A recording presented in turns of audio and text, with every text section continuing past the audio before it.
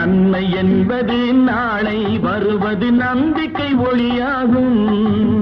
புத்தன் இயேசு காந்தி பிறந்தது பூமியில் எதற்காக? தோழா, ஏழை நமக்காக.